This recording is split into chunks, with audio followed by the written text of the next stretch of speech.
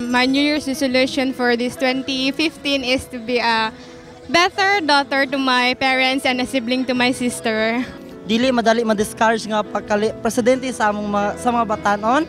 Mag-focus na ko sa computer, mag-focus ako sa akong family, permitin ako mag-appeal og mga activities sa church.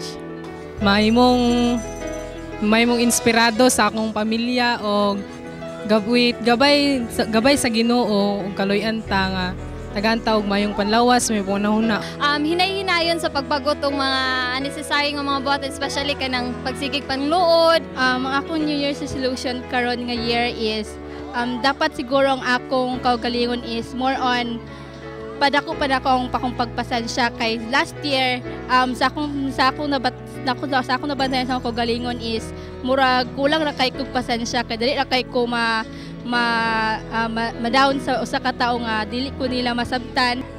Ang akong pamilya madalas nga matuoran nga makahius ami sa diha sa tiilan sa Ginoo. Actually, there are many things that I'd like to improve this year, but for me, the first thing is I should have more patience for my family, for my friends, and for my students. Kung sa unang panahon nahimutang napaltos ta sa atong mga lakaw sa wala ta makatuman sa atong New Year's resolution karon ako nang pagahimuon nga idublihon pa natong paningkamot aron nga mo success kita. Ikaw! Ikaw. Ikaw. Ikaw! Ikaw. Ikaw! Ikaw! Ikaw! May New Year's resolution ka na ba?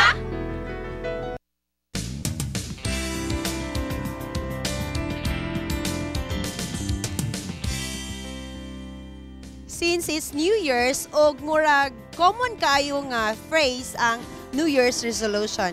So with us this morning, and tabangan ta niya mag-discuss ano New Year's resolution is an instructress sa Liceo de Cagayan University.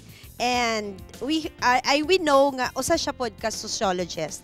Let us welcome on the show Miss Angel Azcona. Good morning, Ma'am Angel. Good morning, Miss Charm, and I'm so happy to be here. Thank you so much pagmataog sa iyo. Yeah. But before me makikistorya sa imo wala tay caller. Okay. Unya mga kaigalaan, tawag na mo para mag-answer sa atong Bible trivia. Okay, I heard nga naanatay caller pero naputol ang linya. By the way, Ma'am Angel, unsa gyud ning New Year's resolution? Tell us about the origin of this. Right. New Year's resolution, by the word New Year, it always comes with the New Year, the change of the year. But like if we trace it, the beginning of it was from the very first civilization of the world, and that is the Babylonian. It started with like March. That's their New Year. So every New Year there is like the reinstallment of the king, an old king, or bag-o na po nilang king, and then the resolution would come in when the people would pledge their loyalty to the king or to their gods. Okay. Kaya connected man kay ang mga Babylonians were so daghan kay sila gods. Unsa ang evolution ani from that Babylonian period up to Christianity? From Babylonians na adapt sa Romans, when they became an empire, inaana ra gyapon sila. They have similar nga practice, but every New Year sa Romans was like mga officials nila would pledge for their oath, affirmation sa ilang duties. And then when they changed their celebration of their New Year from March to January, because they became like a war nga empire naman siya, so they chose Janus as their god, ang atong war god. Nga which became eventually sa Gregorian nga calendar ato nang gi-follow na karon became January is the first month of the year. Then eventually like from pledging to their kings, to their gods, nahimo na siyang personal nga pledge nga murag personal commitment. Yes, nga murag every year it's a new year, so I should make amends of the past and I should be a better person na karon murag sa a promise to yourself, yes, that you can do better. Yes. Okay, unsay effect ani sa atong life? I mean, naba ni siya epekto sa pagkinabuhi nato nga isip Kristiyano? Kung tan-aw ni mo siya because it's a personal vow to self, it would boost, kung sa psychological ni mo nga tan-aw na impact sa aning resolution is it would really boost the person's moral. Nga mura bitaw, yes, I'm making amends, I'm making myself a better person this year. So, in that context, maayo siya. Ana gyud siya. Kay mura bitog it's a push for a person, a drive for a person. Okay, to Ma'am become Angel. better. Let's continue later. Naapatay Okay. caller, naana siya sa line. Hello, good morning. Hello, ma'am. Good morning. Taga-asa ang atong early nga caller? Taga-conference, ma'am. Taga? Conference, NCMC. Diya dapit sa Puntod. Yes, ma'am. Okay, taga Puntod. Unsay ngalan sa atong caller, by the way? Mrs. Abesta. Mrs. Abesta. Mrs. Abeta. Okay. Unsa ang atong answer sa atong question, ma'am? Ang longest verse chapter, ma'am, is Psalms 119. Yes. Ang shortest, Psalms 117. Wow. You are correct. Be, tanaw na to, correct ba? Okay. Psalms 119, it says, happy is the man whose way is perfect. Thank you so much sa Okay, atong ma'am. caller. Okay, let's continue, Ma'am Angel. Yes. What are the common nga mga things nga ginalista sa atong mga kaigsuunan para sa ilang New Year's resolution? It's like nakita na to sa video, no? Common lang siya, like i-generalize na lang nako siya. It's like making yourself a better person, like making diet. Kay karon especially wala ko naka-exercise last year, so mag-exercise na Mag-exercise ko. na. Dapat better na akong diet karon, mag-vegan na ba ko, vegetarian na ba ko, minimize na ba na ko. Some would say mag-save na pud ko, di ba? Budget na gyud ko. Some would also say nga sige, mag-organize ako sa akong self, dapat di na ako mag-procrastinate. Mana na siya. So imo siyang tan-awon and like spend time for my family. Ana siya, it's Spend time sa basically- church, sa ministry. church, ana gyud siya like volunteer na gyud ko kay murag last year grabe na kay ko ka-busy sa akong self gyud ko. So basically inana siya tan-awon nimo siya, it's for the self. Ana gyud siya. Sa atong nabantayan, murag ginabalik-balik lang ni kada year. Yes. Nganong ingon ani ni siya, Ma'am Angel? Does it mean nga last year murag wala na ako na fulfill ang akong goal sa akong kinabuhi. Then next year mo ano pud ni murag gyapon ba magpapayat gyud ko next year. Exactly. Nganong Ana balik-balik rin ni siya. Unsa may mindset di sa tao nganong ingon ani ni? Una siya no, balik-balik siya siguro kay nana mura bitog sige kay making amends man kaagid ni siyang New Year's resolution. So sige usabon ako minana siya bahay basig lahi na mo siya nga strategy. But like we have to remember if you make a promise in yourself, dili man gud siya ingon nga one stop shop lang siya nga mura bitag just a snap of a finger murag okay na. Diretso na. Ana na siya.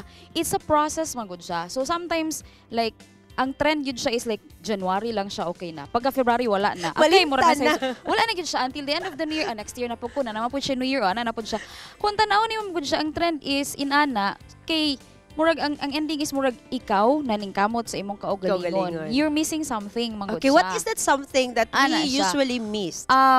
Primero, ano man siya, commitment. So it has to take like all the courage and the decision that you commit. But then we're missing something that all the things that we are doing here is nothing without God.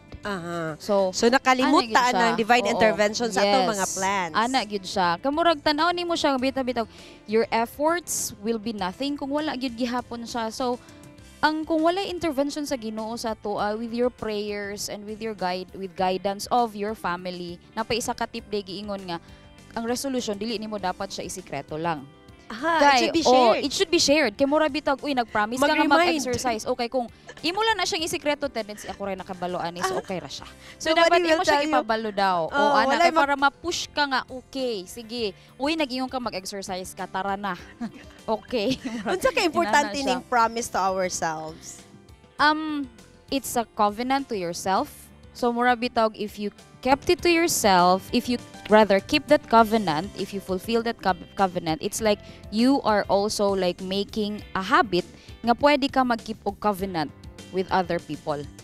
So, ana siya mura siya gag-implication isa na simple ra siya, resolution lang siya sa imuhang self, but if you can manage it in yourself, you can make that a habit, you can manage it with other people and with their commitments with others. How do we start the year 2015, Ma'am Angel? Alright, that's a very good question. Alright, kay making a new resolution, siguro, like I can, in my own view, you should start with high spirits. Like, High be spirits. optimistic that things will be better this year. At the same time, stronger and learned and wiser siguro. Nga mura bitawg, yeah, I've committed mistakes in the past. Si karon, I would be a better person. I've learned from the past.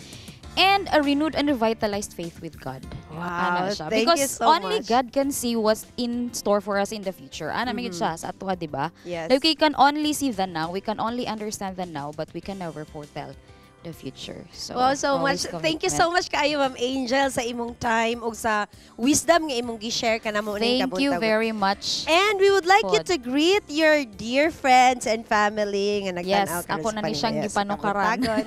Okay. Right. So, Um, dito ta, Ma'am Ange. Okay, I'd like to say hi and happy Sabbath, happy New Year. Firstly to my parents, nananaw sila karon na sa balay, and then okay, ako nga camera. All right. Then to my partner in crime, si Lutme. I hope nakamata na ka. And then to my friends in Iligan Central Church, I miss you. To everyone, to my sister in the United States of America, and to all our brethren in the church. Okay. Happy New Year and happy Sabbath. God Thank you bless us all. kaayo, Miss Angel. And I hope kamong tanan nga nananaw din na karon sa inyong mga panimalay, nakabuhat na mo sa listahan sa inyong New Year's resolution. And I hope by December naa na mo checklist unya nakabalo na mo asa adto ang inyong na-accomplish. Okay, thank you so much. O karon mo balik ang Panimbayan sa Kabuntagon pinaagi sa mga kanta or sa song ay hatag sa Maalyaw Voices.